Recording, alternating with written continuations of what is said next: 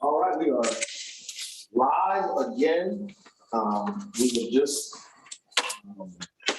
exited closed session. And upon that, do each of you vote to certify that to the best of your knowledge, only public matters lawfully exempted from open meeting requirements, and that only such public business matters as were identified in the motion by which the closed session was convened were heard, discussed, or considered. Ms. Carson, please poll the members. Chesterfield County, Mr. Carroll. Aye. Hanover County, Vice Chair Peterson. Aye. Henrico County, Mr. Thornton. Aye. City of Richmond, Chair Stoney. Aye. Commonwealth Transportation Board, Mr. Brown. Aye. Hey, Mr. Chair, that concludes the roll call. All right. Have this ready. All right. Is there a recommendation before the committee?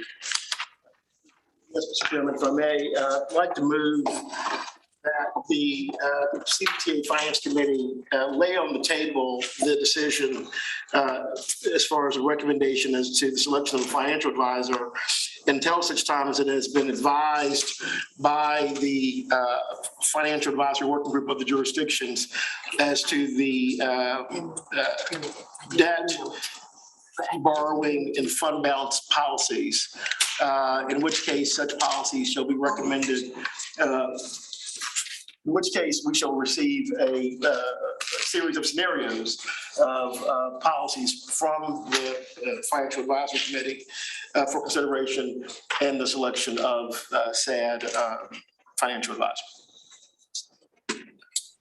There's been a motion to lay on the table. In addition to that, a number of other requests. Alongside that, is there a second? Second. There's been a motion and a second. All in favor? Or actually, roll call. Aye. I'm sorry, members. Ms. Firestone's going to poll the members. Mr. Chair, discussion on the motion. Oh, I'm sorry. There's a discussion before we go to vote. Mr. Carroll. That's legal counsel, Mr. Gregory. Did you get all that? Well, thankfully, It's a motion. I believe it's grasped, and thankfully the recording. It was a paragraph. Only like an attorney could say, you know? The recording should have captured all of it, and it will be prepared in the minutes appropriately. And thank you, Ms. Firestone, for taking care of that. We certainly understand the nature of the motion. Thank you. That's all I have with the discussion, Mr. Chair. Okay, Ms. Firestone. Chesterfield County. That was good. Chesterfield County, Mr. Carroll. Aye. Hanover County, Vice Chair Peterson. Aye. Henrico County, Mr. Thornton. Aye. City of Richmond, Chair Stoney. Aye. And Commonwealth Transportation Board, Mr. Brown. Aye. Thank you, Mr. Chair. That concludes that roll call. All right. Thank you, members, for bearing with us through that part of our agenda. We'll now move on to item 7 in the agenda, the CVTA staffing update. And I'll have Ms. Heater present. Thank you, Mr. Chair. Mr. Peterson, I hope you can see these slides as well. I can. Great, thank you. Just wanted to provide a little bit of background, just of the context. I'm sorry, Ms. Heater, to interrupt. Were there others who may want to re-enter the room or? And were there others online who want to come back into the? We've notified those who were online previously, and I sent them a message, so. Okay, I just want to make sure that everybody knows we resumed. Thank you, yeah. Unfortunately, the way we had to remove people from the webinar, they may not be able to rejoin, but I have let everyone, I have emailed everyone to let them know that if that's the case, they can, we are live streaming again and they can watch that way. They may not be able to rejoin the webinar. Because I know there was others that were watching, but, so at least let them make sure that they're aware that we resumed. Dr. Casey did go outside and see whether or not there were some who were still waiting to enter. Thank you for that, Dr. Casey.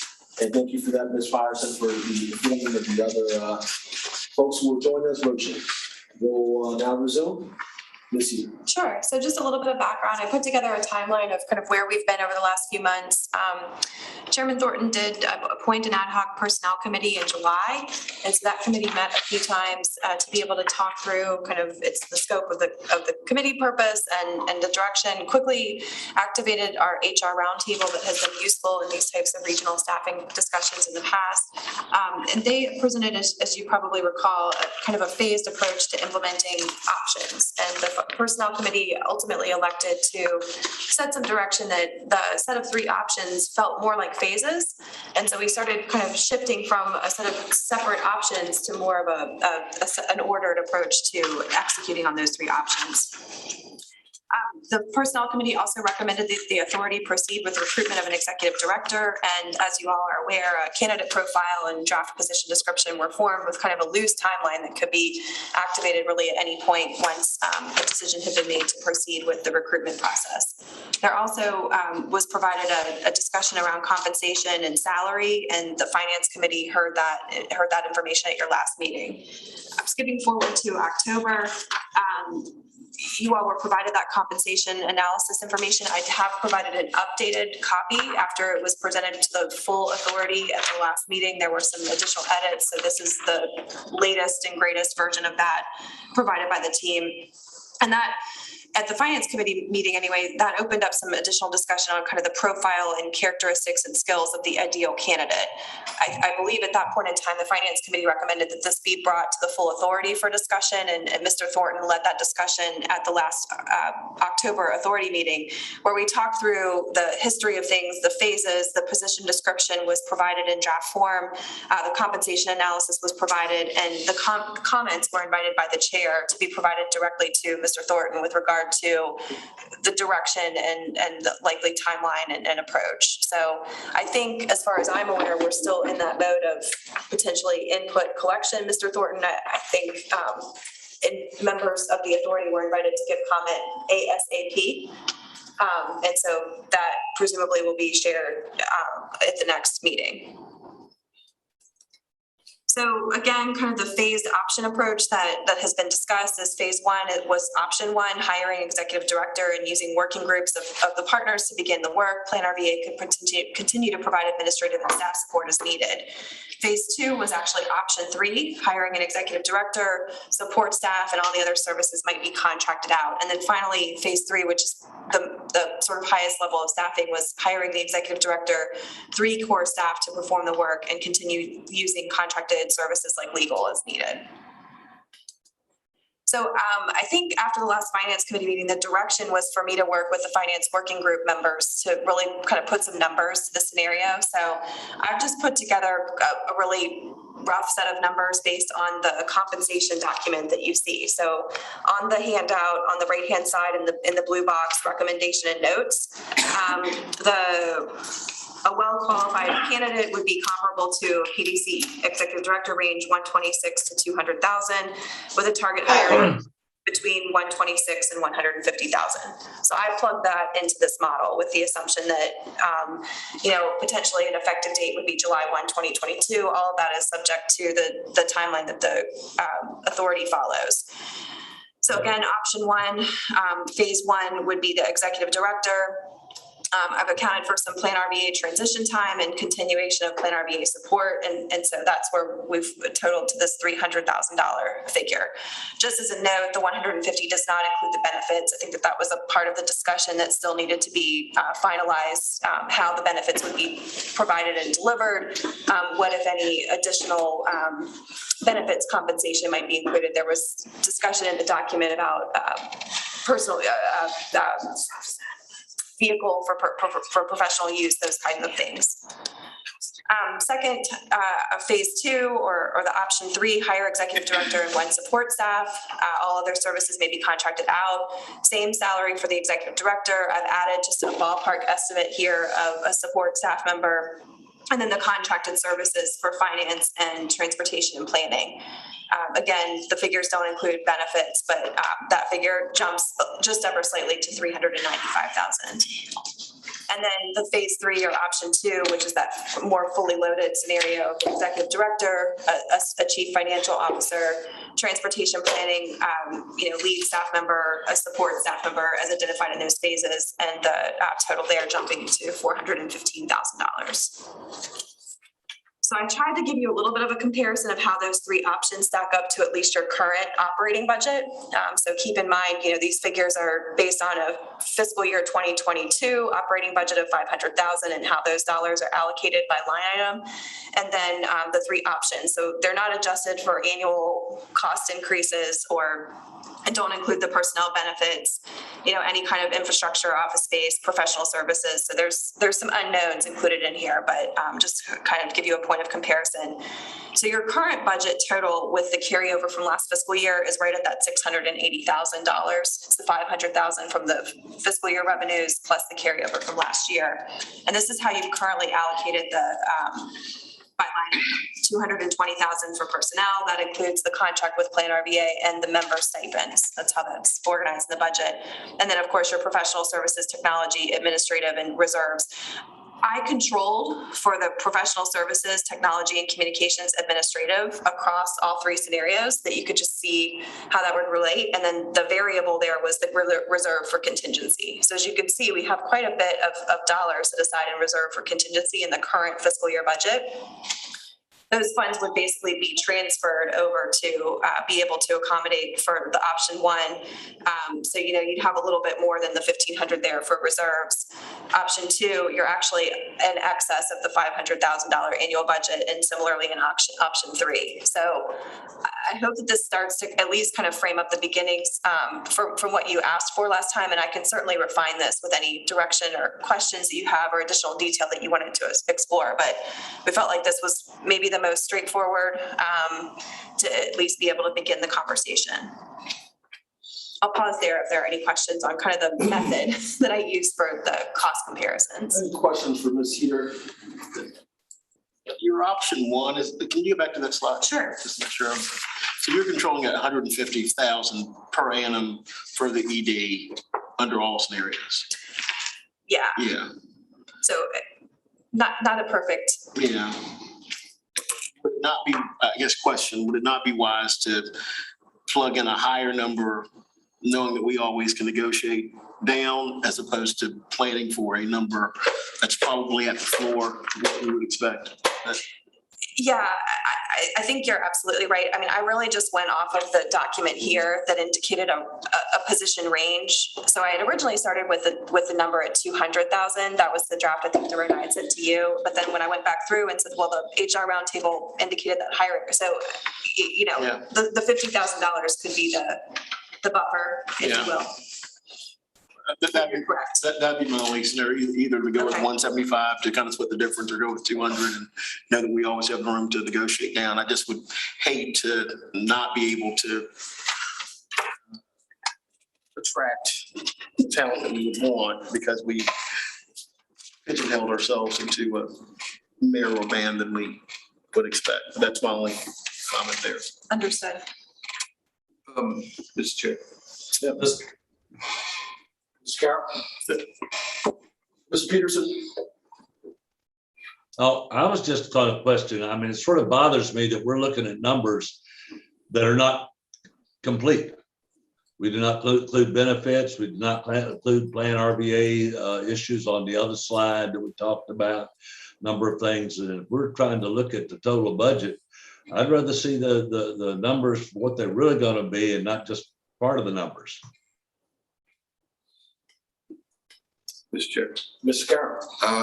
I agree that I think we need to see what the total compensation package would be, what the total cost would be for each individual position. And I think that may be what they're trying to do with a rough number, but I think the other slide I saw, it does say it does not include benefits, right? So we need to know what the total compensation package would be, number one. And number two, the only caution I have about advertising a higher number is that anybody who's looking at to come to work for us and says, well, this is what you have now recorded in your budget as a possible number. If I was them, I'd go, I want that number because you've already budgeted for that. I want the highest number possible.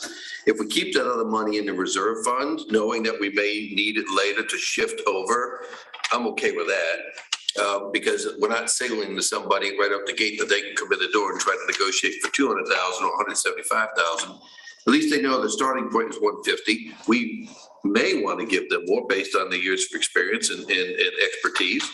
And if we keep that money in the reserve, then I think we can still do that. Yeah, Mr. Chairman, I'm indifferent to that. I just didn't want it to be a budget issue that we would feel we were constrained because we'd only budgeted 150. So, but if we have an understanding, Mr. Carroll, I will defer to your wise counsel. That's just my thoughts on that. But I think we do need to have, as Mr. Peterson said, to really have an idea of what the exact budget number will be is total compensation, whether it be the healthcare component, all of that needs to go in so that we know when we look at those numbers, we go, because it's going to change, I believe. Absolutely. I mean, fringe on average, I think depending on the organization might budget anywhere from 25 to 38, 40% of an additional, for considering the fringe package benefits. I mean, we could start at the 150 number and add the fringe in, even if what I guess base salary for the other person would be support, whatever that number would be, and then, bake that in so we can see what those numbers look like. And then because that's going to change that bottom number on the budget. And then we at least can say how that progresses through the three, and then see what we need to actually make sure, we kept that carryover from last year to make sure we had reserve money for exactly what Mr. Brown's talking about. If we had to negotiate, salary and compensation with whoever we hire. And so that's baked in the covers for the first year, so to speak, and then we'll have to adjust the budget accordingly in the future. That's helpful feedback for me, and I can certainly work with the HR roundtable to refine those, to be able to provide that. And I think we can provide the scenario of the benefits being offered through Plan RVA, and then if you want to consider an alternative to that, we can look into that at your direction. Okay, that's helpful. Because we may have someone, Mr. Chair, as an example, who may come in that's not part of VRS, who may want to have a 401k or for some other type of compensation as opposed to being part of VRS. And so, or we could get someone come in has previous VRS credit that wants to continue with that. So it gives us flexibility. And what's the target time again for the recruitment to launch? Yeah. So at this point in time, the recommendation from the members of the HR roundtable that have been active in this conversation is that given where we are in the month and the upcoming holidays, that really recruitment could start as early as after the new year. Their recommendation would not be to initiate a recruitment process prior to the end of the calendar year, just simply because it tends to be a difficult time in their experience in soliciting responses from this kind of type of position. So they have indicated and asked me to share with you, they're effectively ready to go. They would just simply need sign off on the information that you're talking about, the position description. I think we could come back to you at your December committee meeting with the recommendations or the additional detail for that compensation analysis and having that portion of it be completed as it relates to the budget. And as I said, they are prepared to coordinate the recruitment process. I know, Mr. Carroll, you had raised that at the last authority meeting about, from a process standpoint, who would be a part of the recruitment process. I think they're prepared to field responses to the solicitation, do the initial screenings, kind of manage the process. The question for the authority would be, and I think Mr. Thornton is prepared to deal with that in December, who among the authority, if anyone, will participate in that process, or what leadership from around the region which you want to engage to be a part of that?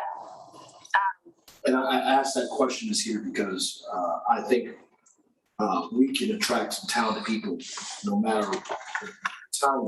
But I think with the state government in transition, we have to strike when the iron's hot, as well as the market may attract people who were not in the market maybe months ago. Certainly a point well made. And if I hear you and what you're saying, those potential candidates are not going to be available in the January, February timeframe. So that's certainly something worthwhile to consider.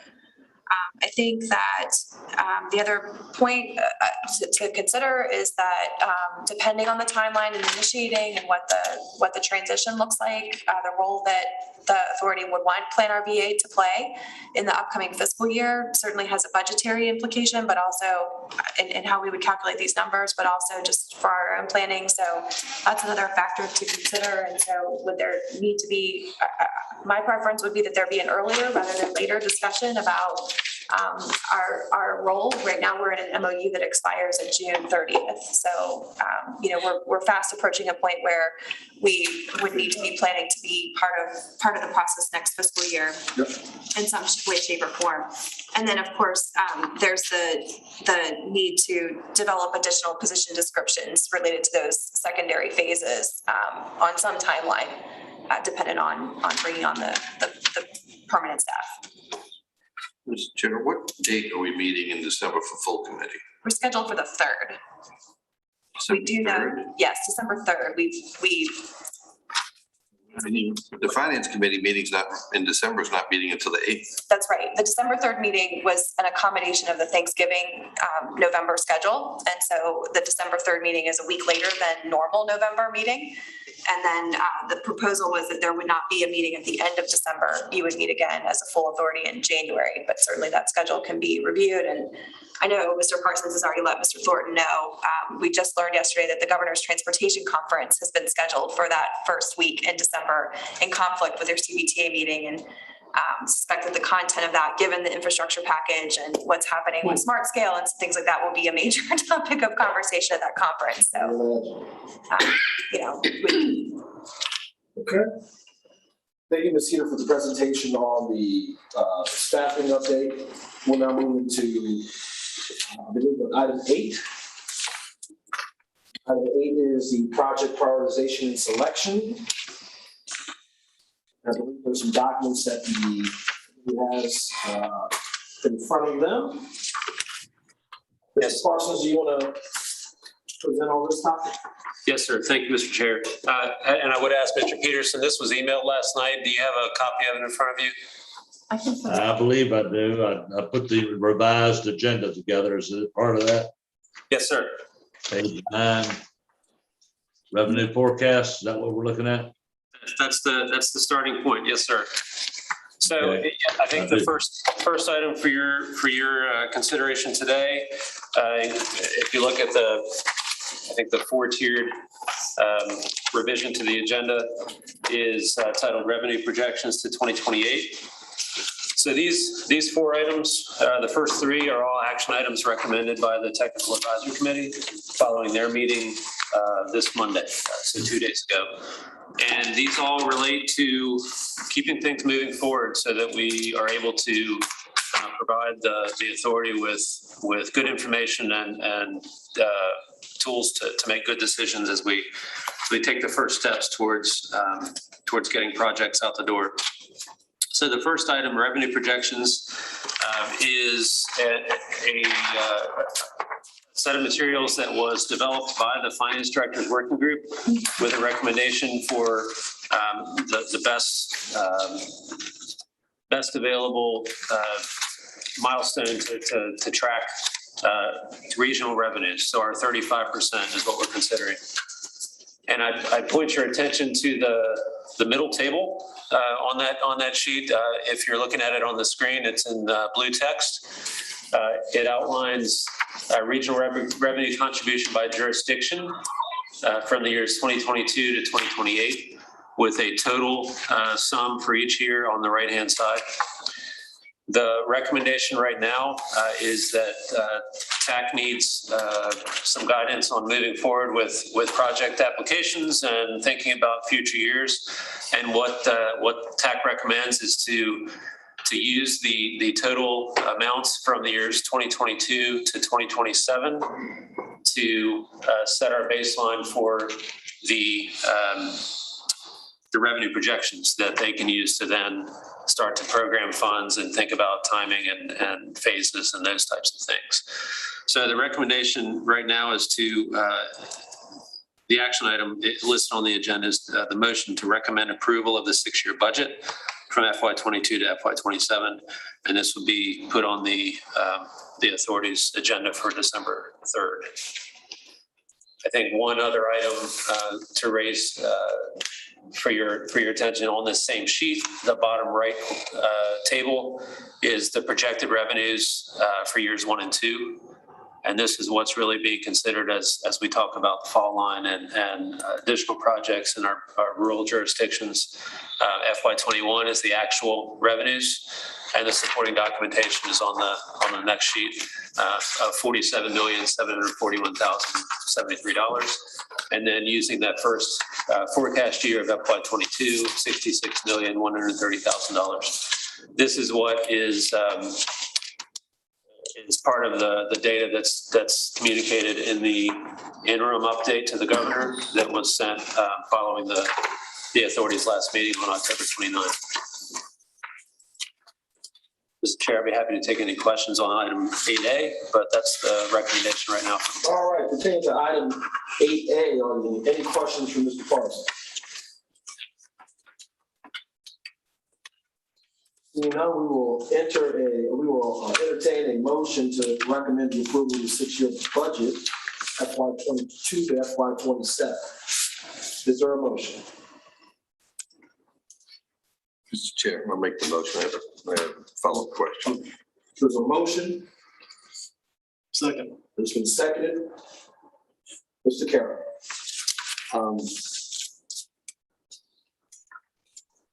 The last meeting we had, when we looked at these numbers, we were drafting a letter to the governor's office relating to recommendations on funding for the fall line trail. We actually showed a subtraction on that $113 million. So all we're doing here is just saying this is the recommendation, that that's what the money is going to look like over the 6-year projection, but not actually saying that, as an example, the money that we talked about giving to the 4 localities that are not part of the fall line trail. Nothing's going to prohibit us from being able to do that. Is that correct? That's correct. Yes. The TAC is now focused on years 3 through 6 also, so that they can move forward with the entire 6-year consideration. Just wanted to clarify that. So, no, but you clarified. I want to make sure I'm not confused. So this is what I was thinking. What I think I understood happened is we sent a letter to the governor. I got a copy of it that said we can contribute 100. What was the number? $108 million to Fall Line Trail. Essentially relying on the regional pool funds from fiscal year 1 and 2, or I guess that would be 2021 and 2022. So nothing beyond 2022 has been recommended. I won't say pledged or committed because I don't think there's been a formal vote. And so the work that the TAC will do and come back to us with, and per whatever's on that green sheet of paper, is for years 3 through 6, which effectively would be, I don't know, we don't have a gross number, but with the 500 million less 100 million, so it would be about 400 million would be what would be left or expected based upon this forecast. Yes, sir. Using lawyer math, 400 million, I just use round numbers. That's my points. And so all we're saying here to the governor is, this is what we think our forecast is. Okay. One additional item of clarification. This is based on the estimates that VDOT prepared December of last year. We expect those estimates to be updated December of this year. So this could come back to finance with a change depending on what those estimates look like. Could come back with a bigger number. Could be. All right, there's a motion and it's been seconded. Ms. Fire. Chesterfield County, Mr. Carroll. Aye. Hanover County, Vice Chair Peterson. Aye. Marico County, Mr. Thornton. Aye. City of Richmond, Chair Stoney. Aye. Commonwealth Transportation Board, Mr. Brown. Aye. Thank you, Mr. Chair. That concludes that roll call. Mr. Parsons, item 8B. Yes, sir. This is the colorful green sheets that Mr. Brown just mentioned. This is work that TAC has been putting together over the past few weeks to try and plot out all the things that we need to get done over the next few months. And this takes into account not just years 1 and 2, thinking about the fall line and other regional commitments, but years 3 through 6, and how to move forward with the legislative requirements of how the authorities should allocate funds to transportation projects, including an application process, scoring and priority ranking, and how to move these things forward in a manner that still benefits our member localities in other applications like Smart Scale, which starts in the spring of 2022, and other grant projects where you may want to leverage CVTA funds to benefit you in other application processes. So what we have in front of you is a timeline which TAC would like you to recommend approval for the full authority that sets in motion upcoming meeting dates through June, through the June authority meeting, where different milestones are set where things have to happen, and it really helps out the committees and staff to make sure that we are scheduling agendas and making sure that items are complete as they need to be, and decisions are teed up for approval. Questions, Mr. Barton?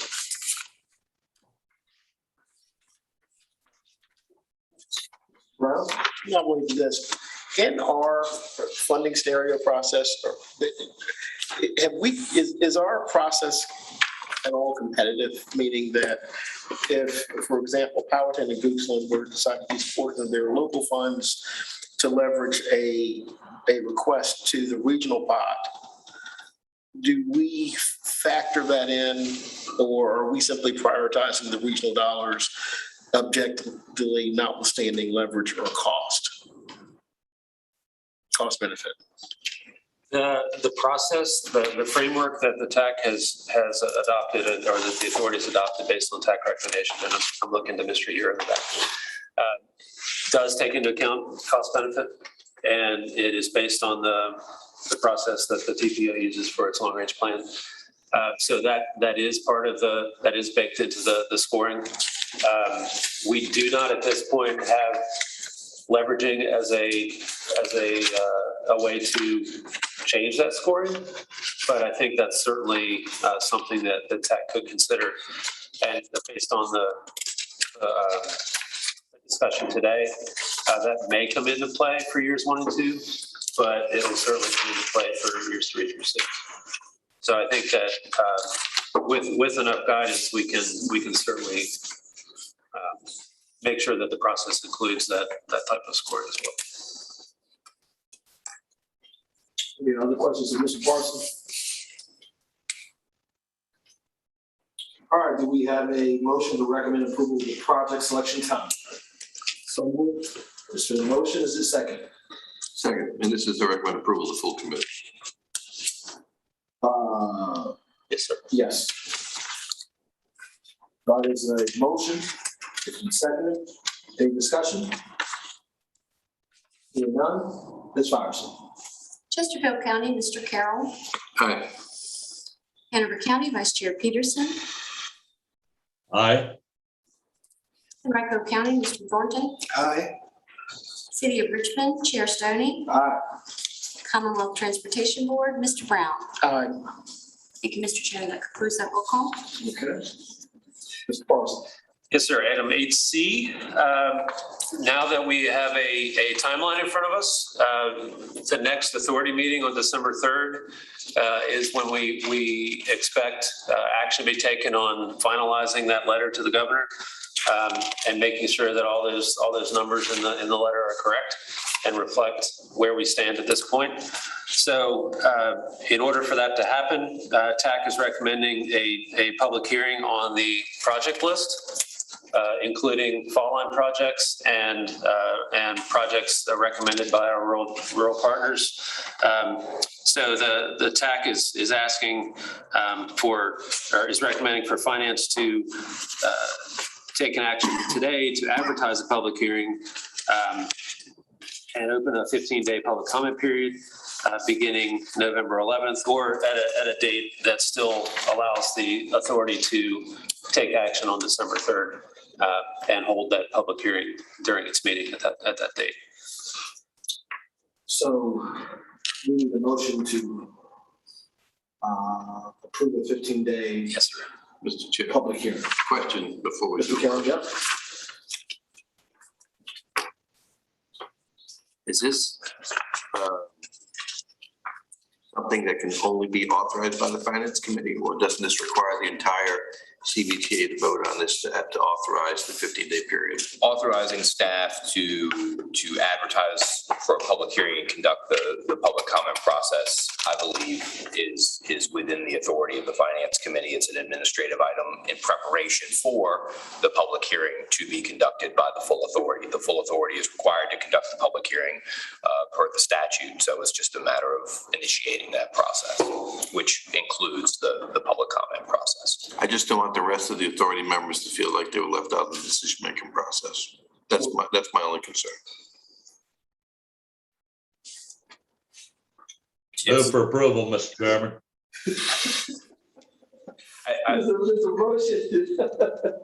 Okay, there's a motion to, Mr. Chairman, if I might just, Go ahead. if I might just add, the development of the agenda of the full authority is also at the discretion of the chairman, who is a member of the finance committee. So he can also chime in and as a member of the finance committee direct that administrative matter be conducted in preparation for the agenda on the 3rd.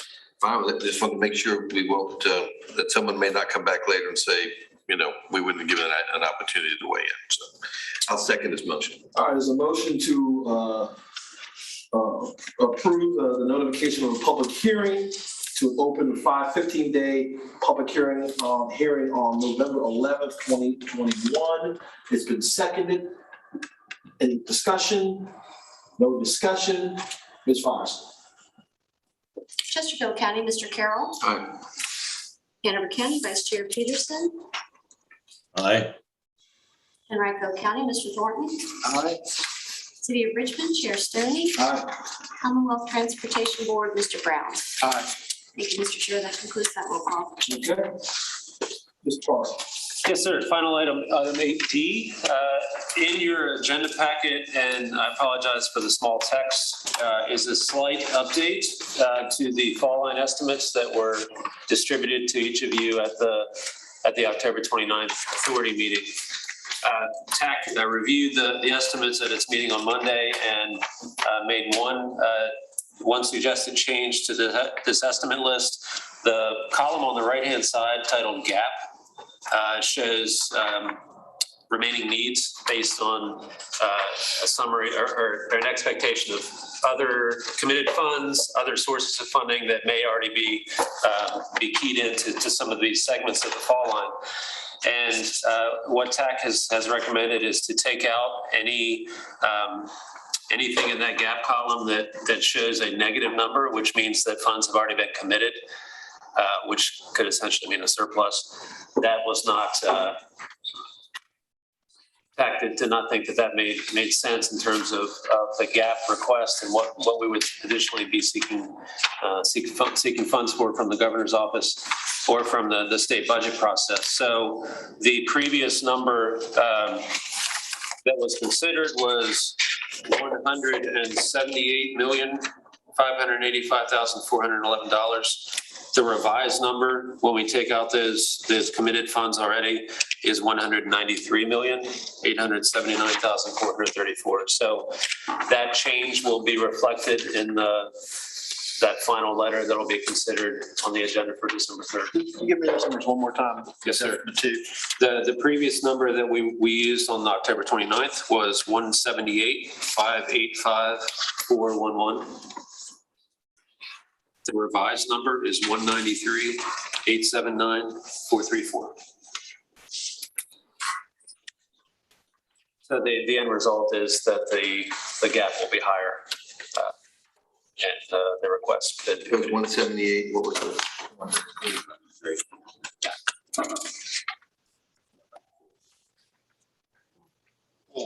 Any questions for Mr. Parsons?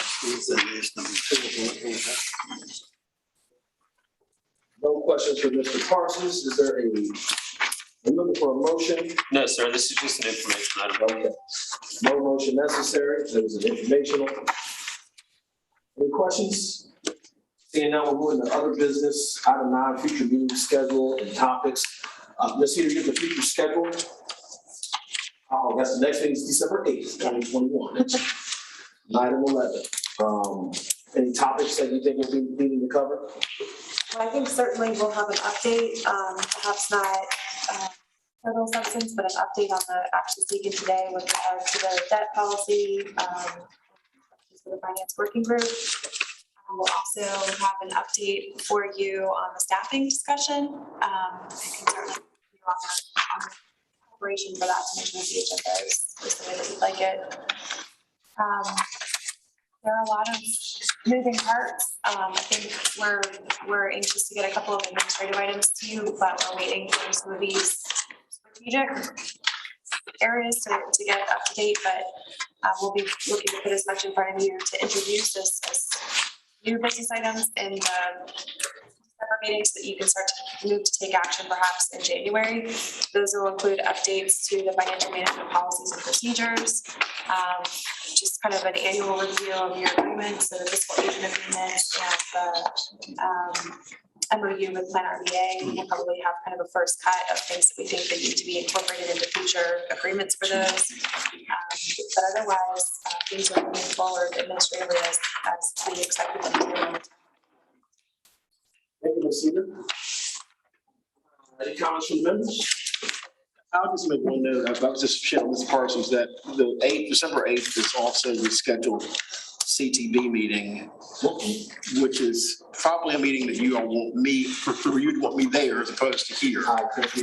So, I'm not suggesting that you need to change this meeting. I just would, have you recognize that I probably won't Be in attendance. because I think you want me there. Mr. Chair, if it makes sense for the committee, we can look at dates prior to the 8th, so that finance could make sure that anything that needs to be buttoned up before the CTBs. I think we'd be willing to entertain that, yes. Okay.